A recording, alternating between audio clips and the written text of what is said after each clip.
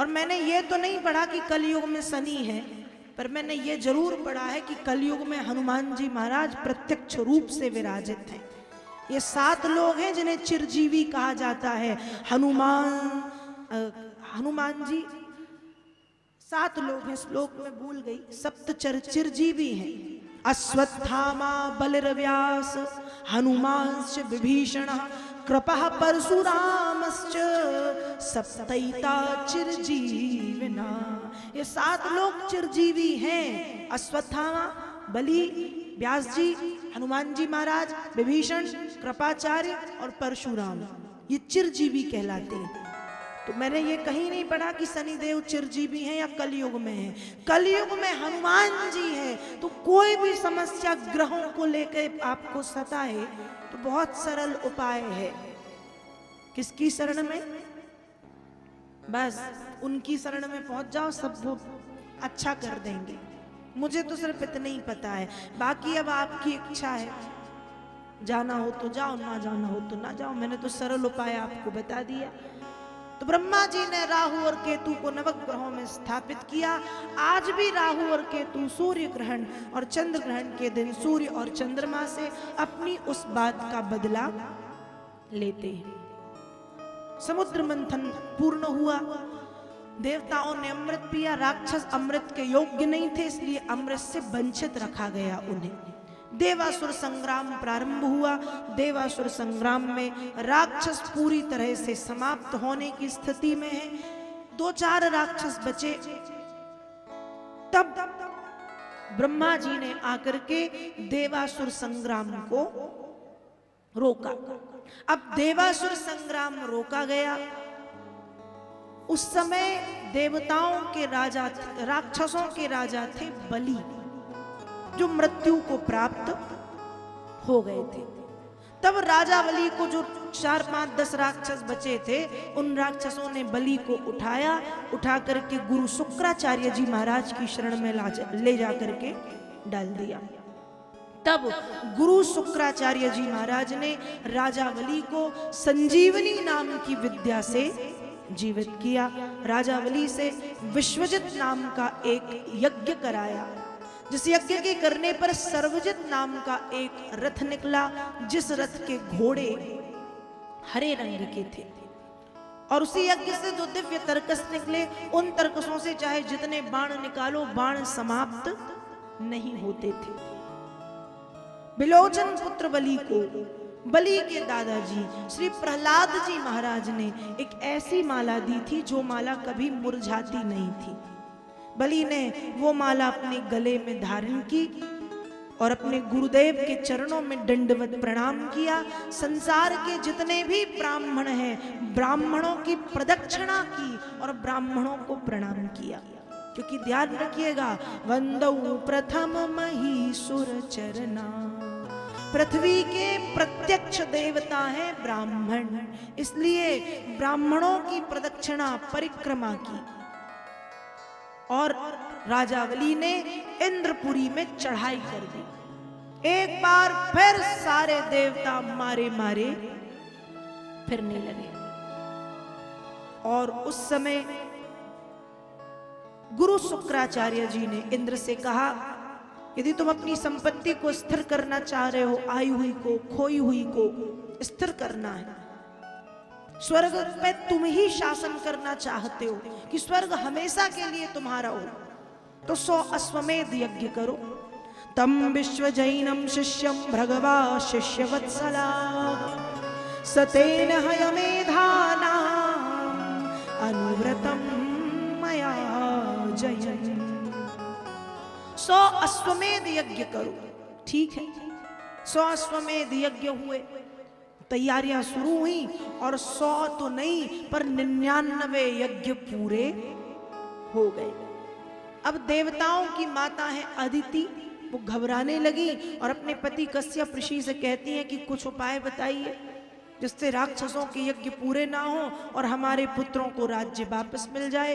कश्यप ऋषि ने कहा, इस समय मेरे हाथ में कुछ नहीं है, क्योंकि राक्षसों ने भी धर्म को अपनाया है। धार्मिक धर्मात्मा बन गए हैं, वे नीति का छत्र पहन लिया है, इसलिए राक्षसों को कोई नहीं मार सकता, उन्हें केवल उनका पाप मार सकता है, केवल पाप। इसलिए आप तो देखें जो हो रहा है उसे, पर माँ है अदिति मैया ने जब खूब बार बार निवेदन किया, कश्यप ऋषि ने पयोव्रत नाम का एक व्रत बताया, कहा कि ये पयोव्रत जो फाल्गुन मास के शुक्ल पक्ष की प्रतिपदा, फागुन के महीने के शुक्ल पक्ष मतलब उजियारी रात की प्रतिपदा मतलब पहली तिथि से द्वादशी तिथि तक किया जाता है। और इस व्रत में भगवान श्री हरि नारायण का पूजन होता है। 12 दिन का व्रत पयोव्रत देव माता अदिति ने जब श्रद्धा और विश्वास के साथ किया तो देव माता अदिति के यहाँ वामन भगवान ने अवतार धारण किया है। बोलिए वामन भगवान की। भगवान वामन बन के पधारे और जब भगवान वामन बन के आए तो सबसे पहले सूर्य ने उन्हें गायत्री मंत्र का उपदेश दिया। देव गुरु बृहस्पति ने उनका यज्ञोपवीत संस्कार किया। बन के राजा चंद्रमा ने उन्हें दंड दिया। पृथ्वी माँ ने कृष्ण मृगछाला दी। कुबेर ने भिक्षा पात्र दिया। सरस्वती मैया ने रुद्राक्ष की माला, ब्रह्मा जी ने कमंडल, सभी देवी देवताओं के द्वारा दिए गए उपहारों को लेकर के वामन भगवान भृगु कक्ष पहुंचे हैं, जहां पर राजावली के 99 अश्वमेध यज्ञ पूरे हो गए। और हमारे बीच में भी वामन भगवान की झांकी, यहाँ पर बड़ी सुंदर झांकी आ चुकी है। आप भी दूर से ही दर्शन करते रहे। तो ऐसे ही वामन भगवान पहुंच गए भृगु कक्ष में। और जब वामन भगवान भृगु कक्ष में पहुंचे तो सर्वप्रथम राजावली को जब यह बात पता चली, राजावली यज्ञ मंडप के बाहर आए। वामन भगवान के हाथ, वामन भगवान के पैर धोए। पैर धो करके खूब पूजन आरती किया। और बलि कहते हैं, महाराज आज आपके आने पर मुझे ऐसा लग रहा है जैसे करोड़ों वर्षों की तपस्या एक महान मूर्ति बनकर के मेरे घर पे पधारी हो, मेरे यज्ञ में पधारी हो, मेरा यज्ञ सफल हो गया। और राजावली पूछते हैं कि मैं आपकी क्या सेवा करूं। गाम कांचनम गुण बदधाम मृष्ट तथा न पेयमुतवा विप्र कन्या ग्रामान समृद्धान स्तुर्गान गजान वा रथान तथार हत्तम संप्रतीच्छ। भगवान आपको गाय चाहिए, स्वर्ण चाहिए, सभी सुविधाओं से युक्त सुसज्जित सुंदर घर चाहिए, खाने के लिए अन्न, पीने के लिए शुद्ध पेय पदार्थ चाहिए, या ब्राह्मण की किसी सुंदर कन्या से आपको विवाह करना है। भगवान आप क्या चाहते हैं? बलि आपके चरणों में सब समर्पित करने को तैयार है।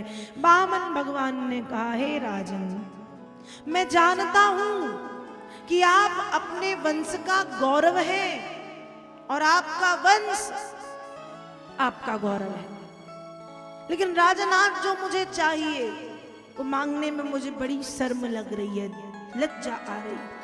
बलि ने कहा, प्रभु शर्माइए मत, बताइए क्या चाहते हैं। भगवान कहते हैं, महाराज जिसकी पृथ्वी पे बैठ के थोड़ा बहुत जल पीने लगता हूँ, भोजन पकाने लगता हूँ, लोग सोचते हैं उनकी पृथ्वी में हड़प लूंगा और मुझे उठा करके भगा देते हैं।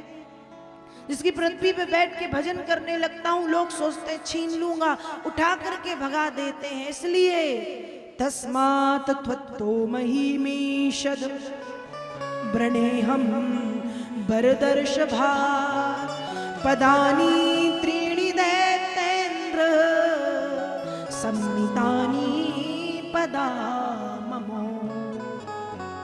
हे दैत्येन्द्र, हे असुरराज दैत्याधिपति बलि, मुझे 3 पग पृथ्वी चाहिए। और महाराज मुझे तुम्हारे पैरों से नहीं, मुझे खुद के पैरों से चाहिए। भगवान की बच्चों जैसी बातें सुन के बलि को हंसी आ गई। पर बलि कहते हैं कि प्रभु 3 पग ही क्यों, 4 ले लो, 5 ले लो, 6 ले लो, 7 ले लो, 10 ले लो, 12 ले लो, 50 ले लो। पर भगवान ने कहा देखो राजा, मैंने 2.5 मांगी है, 3, मैं 2.5 फीट का हूं, 3 मांगी है, इतनी देना हो तो 2, वरना मैं चला। ब्राह्मण को लोभी नहीं होना चाहिए, लोभी ब्राह्मण का अति शीघ्र सर्वनाश होता है, इतनी ही दो, नहीं तो मैं चला। पर बलि पैर पकड़ते, महाराज कुछ तो बढ़ा दीजिए। भगवान ने कहा ना, इतना ही बस, दे रहे हो तो बताओ, नहीं तो मैं जाऊं। बलि ने पैर पकड़े, भगवान जितनी कहोगे उतनी ही दूंगा, उससे इतनी भी अधिक नहीं दूंगा, थोड़ी सी भी अधिक नहीं दूंगा। ठीक है, 3 पग पृथ्वी का दान देने के लिए बलि तैयार है। लेकिन फिर क्या हुआ, शुक्राचार्य जी की बुद्धि में एक बात आई। अब गुरु तो गुरु है, अपनी शिष्य की भौतिक उन्नति भी चाहते हैं और आध्यात्मिक उन्नति भी। भौतिक मतलब संसार की उन्नति, सांसारिक सुख सुविधा सब हो, और आध्यात्मिक उन्नति भी हो। तो शुक्राचार्य जी ने जैसे ही देखा कि मैंने आज तक इतना संतोषी ब्राह्मण नहीं देखा, ब्राह्मण और इतना संतोषी मैंने तो नहीं देखा, या तो कुछ दूसरी बात, या तो ये ब्राह्मण नहीं, और ब्राह्मण है तो उसमें कुछ विशेषता है। और जैसे ही आंखें बंद की और भ्रकुटी केंद्र में देखा, चतुर्भुज रूप धारण किए नारायण का दर्शन हुआ, तुरंत कहा बलि सावधान, ये कोई भिखारी नहीं है, ये तुझे भिखारी बनाने आया है, ये विष्णु है, छलिया है, तीनों लोग छीन के ले जाएगा। झूठ कह दो, राजा के राज्य के 5 भाग होते हैं, जिसमें से 1 ब्राह्मण या भिक्षुक को दिया जाता है, चाहिए है तो लो, वरना जाओ। अब जैसे ही बलि ने सुना कि ये भगवान है, तो बलि के मन में तो वैसे भी देने का भाव था, लेकिन अब बलि के मन में ये है कि आज भले खुद को क्यों ना देना पड़े, लेकिन आज वो मांग रहा है खड़ा होकर के जो दुनिया को देने वाला है। जगन्नाथा स्वामी नयन पथगामी भवतु में, जगन्नाथ के भात को जगत पसारत हाथ। और ऐसे लोग बहुत कम होते हैं, ऐसे लोग बहुत कम होते हैं।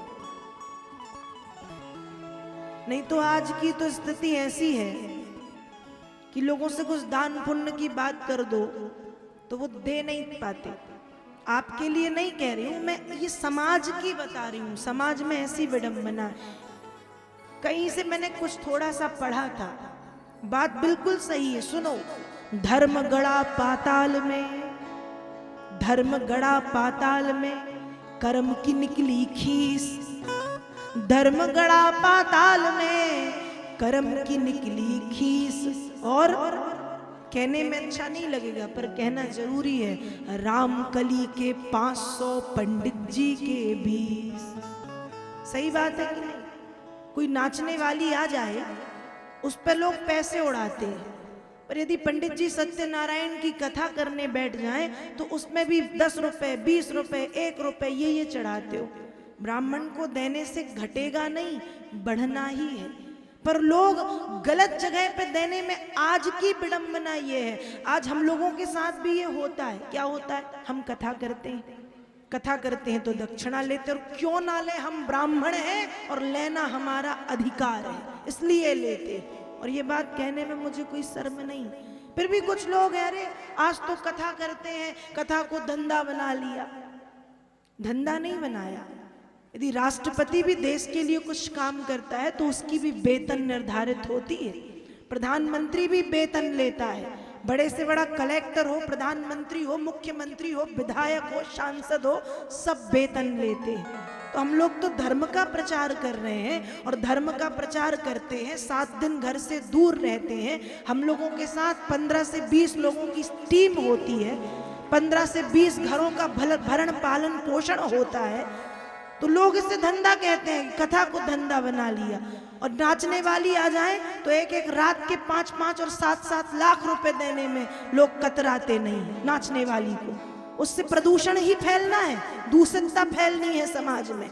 और यदि हम धर्म का प्रचार करें, कथा का प्रचार करें, भगवान नाम का प्रचार करें, संस्कृति और संस्कार का प्रचार करें, तो हम लोगों के लिए कहा जाता है कि कथा का धंधा हो रहा है। कितनी गलत बात है। और क्यों ना लें, हम ब्राह्मण हैं, हमारा धर्म ही भगवान ने लेना बनाया है। लोग और समाज में लगाओ, हम लेते हैं लेकिन उससे ज्यादा लगाते हैं लोगों में।